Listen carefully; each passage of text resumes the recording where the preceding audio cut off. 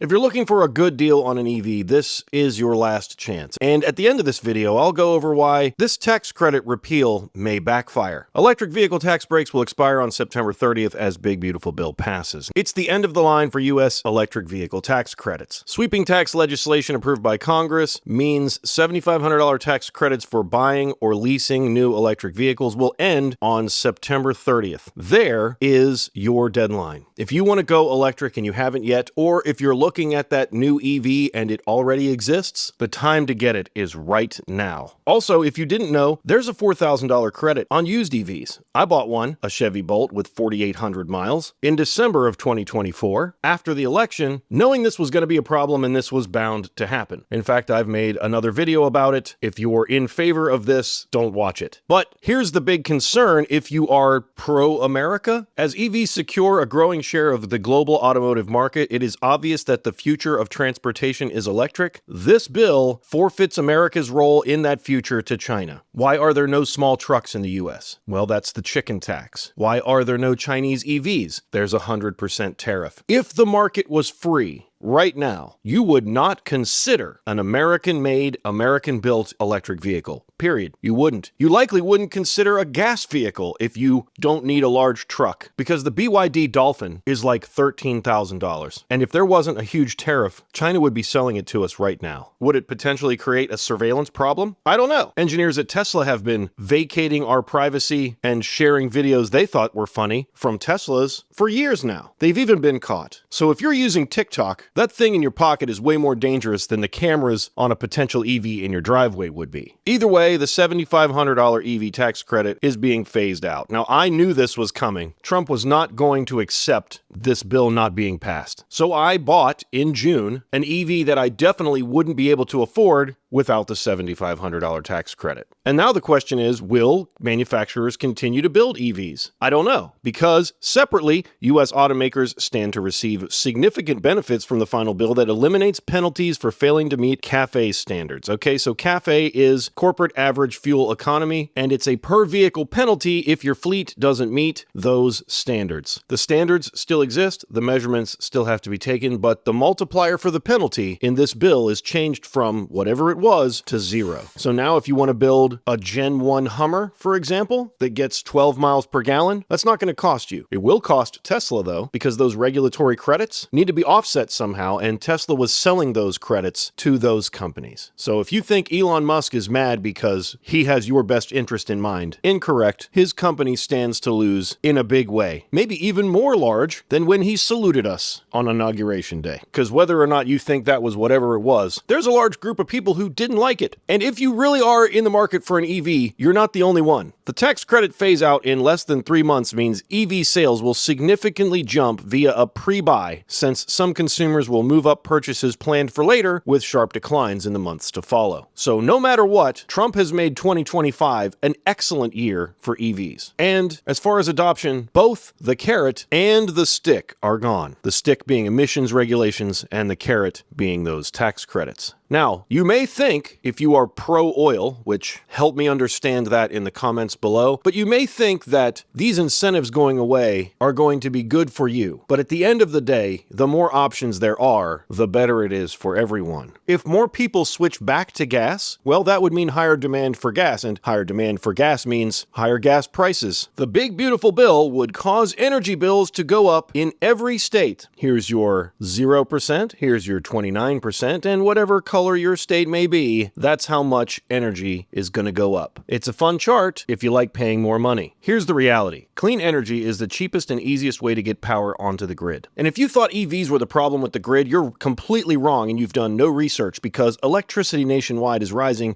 due in large part to AI data centers. Every time you type something into an AI something, a whole chunk of natural gas or coal or something unclean is being consumed just so you can find out the best set of recipes for your favorite meal that don't contain whatever ingredient you don't want it to contain. Between now and 2035, the US could see 57 to 72% less new clean energy capacity online than it would have with the tax credits in place. How is that good? You can put solar on your roof or in your yard and get 30% back, which makes the payoff a short period of time, like 5 years in a lot of cases. You can't put a nuclear power plant in your backyard. You can't put a coal-burning power plant in your backyard. People had control over clean energy with tax credits. But now it's going to be up to the big plants, and rising power demand plus slower power plant construction is a recipe for higher electricity bills. We were supplementing the grid on our own by ourselves, and now we must rely on dirty, expensive, hard-to-get fossil fuels. So no CAFE standards. And the only good news here is if you own a hybrid, you're not going to be penalized, and neither are we, at least at the federal level. Most of us are already being penalized in some other ways, including at the state level, but at least the $250 and $100 penalties for electric and hybrid vehicles are not included. So I guess we lucked out there. And finally, if you really want to break the system, you can save thousands on a car by stacking Trump's tax credits with Biden's. Yes, until September 30th, this can be done. So you can still get your $7,500 tax credit, and another stipulation in the bill says that up to $10,000 in interest of loans for new vehicles, as long as they're less than 14,000 pounds and assembled in the United States, can be claimed. So I made a purchase in 2025, and I'll be able to write off up to $10,000 in interest. The thing is, my loan is 0.9%, so it really isn't going to help me. And the standard deduction is now permanently extremely high. So in order for you to write that off, you would have to itemize, and in order to itemize, you'd have to make a whole lot of money for that to make sense. I've been eligible to deduct my mortgage interest since I bought my house, but it's never been enough for the standard deduction to not make sense. So what's the moral of the story here? Get on Car Gurus, select electric, and find some stuff. Because this kind of stuff, this MSRP this, actual price this $10,000 is going to go away. Now what's the good news? I think since Elon was part of the government, he probably saw this coming regardless of his adamant disdain for it. Tesla has announced it will sell a basic entry-level EV that costs less. Can we trust them to do that? They've been saying that since, I don't know, Master Plan Part 2, and there could be more than one. Also, the Nissan Leaf is returning. It could be affordable. We don't know yet. You can find out literally anything you want about it except for the price, but it will be competitive. 10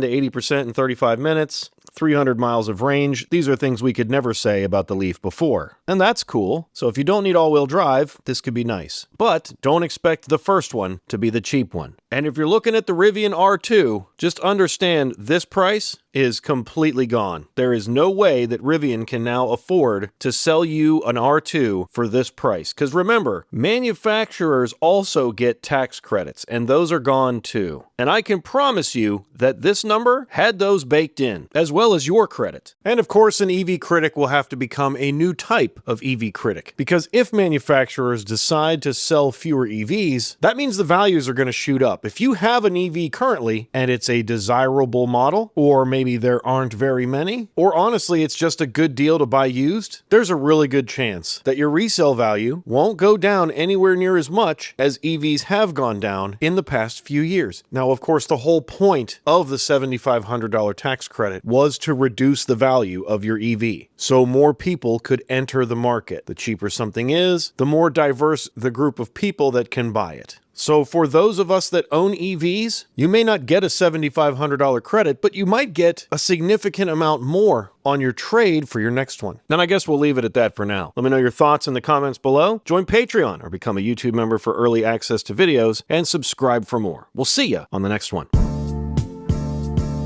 Hey, smash the like button. Thank you.